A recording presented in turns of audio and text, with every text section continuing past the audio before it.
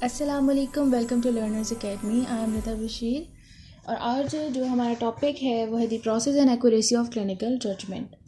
तो आज के टॉपिक में हम ये डिस्कस करेंगे कि किस तरह से क्लिनिशियंस असेसमेंट डेटा को इकट्ठा करते हैं और उस डेटा के थ्रू एक पर्टिकुलर कंक्लूजन ड्रॉ करते हैं। इसके अलावा क्लिनिकल जजमेंट और क्लिनिकल इम्प्रेशंस की एक्यूरेसी को भी डिस्कस करेंगे। सो क्लिनिकल जजमेंट की अगर बात की जाए तो इसका एक बेसिक या इम्पॉर्टेंट एलिमेंट है, दैट इज़ इंटरप्रिटेशन। 1963 में L.H. लेविस ने एक स्टेटमेंट दी थी कि इंटरप्रिटेशन जो है वो एक सिंगल इम्पॉर्टेंट एक्टिविटी है जिसमें क्लिनिशियंस इंगेज होते हैं या फिर इन्वॉल्व होते हैं। इंटरप्रिटेशन एक इन्फरेंशियल प्रोसेस है जो कि तब स्टार्ट किया जाता है जब असेसमेंट का प्रोसेस ख़त्म हो जाता है। क्लिनिकल इंटरप्रिटेशन और क्लिनिकल जजमेंट एक कॉम्प्लेक्स प्रोसेस है जिसमें बहुत सी चीज़ें इन्वॉल्व हैं। सबसे पहले तो इसमें आ जाता है स्टिमुलाई को अगर देखें तो उसमें आ जाता है एक MMPI-2 प्रोफाइल होती है, एक IQ स्कोर, इसके अलावा जेस्चर इन्वॉल्व होते हैं और साउंड्स वगैरह इन्वॉल्व होते हैं। इसके अलावा इसमें क्लिनिशियंस के रिस्पॉन्सेस के साथ साथ उनके कॉग्निटिव स्ट्रक्चर्स और थ्योरेटिकल ओरिएंटेशंस भी इन्वॉल्व होती हैं। इसके अलावा डिफरेंट सिचुएशनल वेरिएबल्स भी इन्वॉल्व होते हैं। थ्योरेटिकल फ्रेमवर्क अगर देखें क्लिनिकल जजमेंट का तो क्लिनिकल प्रॉब्लम्स को मुख्तलिफ तरीक़ों से कॉन्सेप्चुअलाइज किया जाता है। फॉर एग्ज़ाम्पल इसमें साइकोडायनामिक अप्रोच आ जाती है, बिहेवियरल अप्रोच आ जाती है और कॉग्निटिव अप्रोच आ जाती है। और बिहेवियरल क्लिनिशियंस की अगर इंटरप्रिटेशन की बात की जाए तो वो फ्राइडियन इंटरप्रिटेशन से टोटली डिफरेंट है। फॉर एग्ज़ाम्पल एक बच्चा है जो कि अपनी मदर के साथ सोने पे ज़िद कर रहा है, तो फ्राइड के अकॉर्डिंग ये एक अनरिजॉल्व ऑडिपस कॉम्प्लेक्स का साइन है, जबकि बिहेवियरिस्ट के अकॉर्डिंग ये रीइंफोर्समेंट का एक साइन है। अब पेशेंट के डेटा की अगर बात की जाए तो पेशेंट के डेटा को डिफरेंट वेज में इंटरप्रेट किया जाता है, like in ways of sample, signs and correlates. Sample के फॉर्म में अगर देखा जाए तो इसमें डिफरेंट ऑब्जर्वेशंस, टेस्ट स्कोर्स और टेस्ट रिस्पॉन्सेस को as a sample of information consider किया जाता है। नेक्स्ट अगर साइंस की बात की जाए तो मुख्तलिफ स्टेट्स, कंडीशंस और डिटर्मिनेंट्स को एज ए साइन कंसिडर किया जाता है और उसके अकॉर्डिंग फिर पेशेंट के डेटा को इंटरप्रेट किया जाता है। थर्ड जो आ जाता है वो है कोरिलेट्स। तो इसमें पेशेंट के बिहेवियर को मुख्तलिफ बिहेवियर्स के साथ कोरिलेट किया जाता है। फॉर एग्ज़ाम्पल अगर कोई depressed patient anxious behaviour show कर रहा है, फ्लैट इफेक्ट शो कर रहा है या फिर कंसंट्रेट नहीं कर पा रहा, तो क्लिनिशियन ये प्रेडिक्ट करता है कि इस बिहेवियर के साथ कुछ दूसरे बिहेवियर्स भी एसोसिएटेड हैं, like decline in social relationships, decline in sexual activity and unwilling to seek employment. उसके बाद लेवल्स ऑफ इंटरप्रिटेशन आ जाते हैं। तो 1973 में टायलर एंड टैपलिन ने 3 लेवल्स डिस्क्राइब किए थे इंटरप्रिटेशन के। फर्स्ट लेवल इंटरप्रिटेशन में जस्ट इन्फरेंसेस यूज़ किए जाते हैं, इसमें साइन अप्रोच को यूज़ नहीं किया जाता।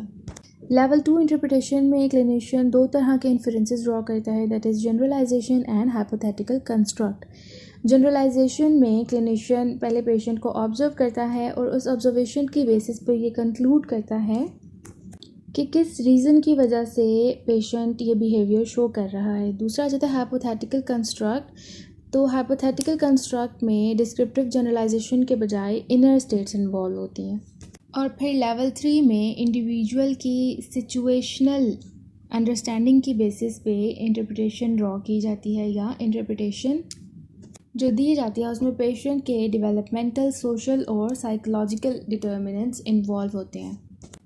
नेक्स्ट आ जाती हैं थेरीज़ एंड इंटरप्रिटेशन, जिनमें सबसे पहले आ जाती है बिहेवियर क्लिनिशियंस।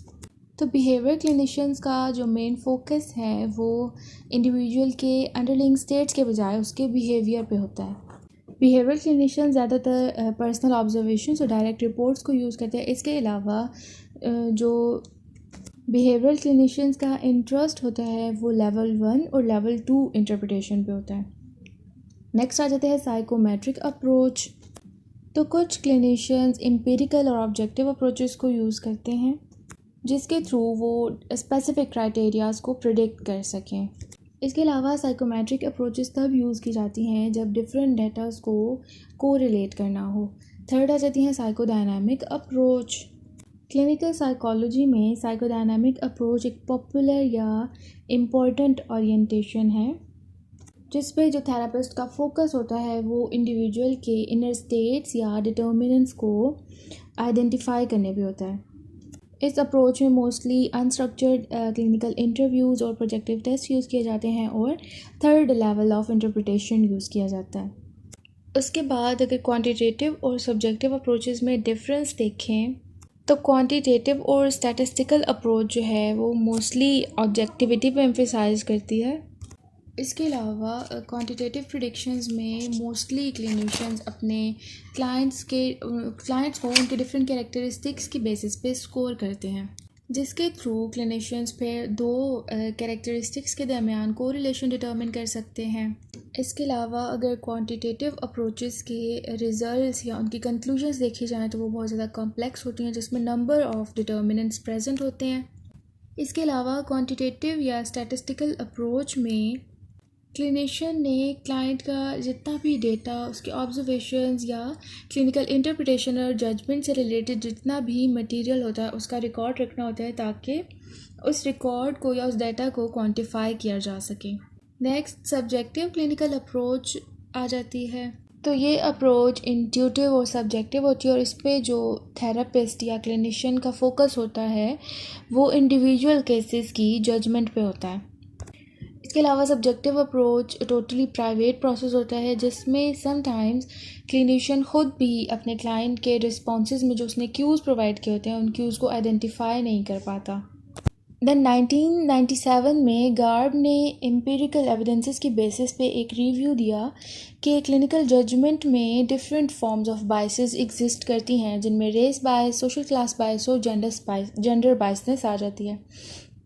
बट साथ ही उसने ये कहा कि इस तरह की बायसनेस या इस तरह के बिलीफ्स जिन लोगों के होते हैं उनसे रिलेटेड कोई भी सपोर्ट नहीं है या कोई भी ऐसी रिसर्चेस या स्टडीज़ नहीं हैं जो कि इन बिलीफ्स को सपोर्ट करें।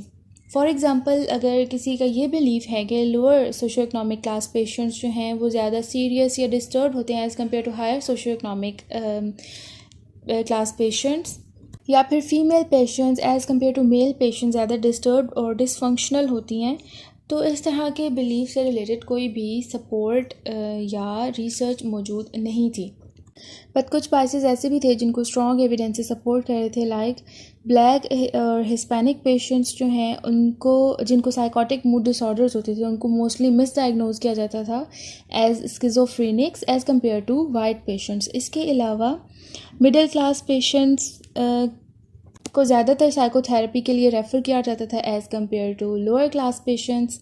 इसके अलावा ब्लैक पेशेंट्स को ज़्यादातर एंटी साइकोटिक मेडिकेशंस प्रेस्क्राइब की जाती थी इवन अगर ब्लैक पेशेंट्स में साइकोटिक सिम्टम्स मौजूद ना हो। देन गैब ने कुछ रिकमेंडेशंस दी जिसके थ्रू क्लिनिकल साइकोलॉजिस्ट को हेल्प हो सके कि वो इन बायसेस को ओवरकम कर सकें। सबसे पहले तो ये कि लिटरेचर में जिन बायसेस का जिक्र किया गया है तमाम साइकोलॉजिस्ट उन बायसेस से अवेयर हों।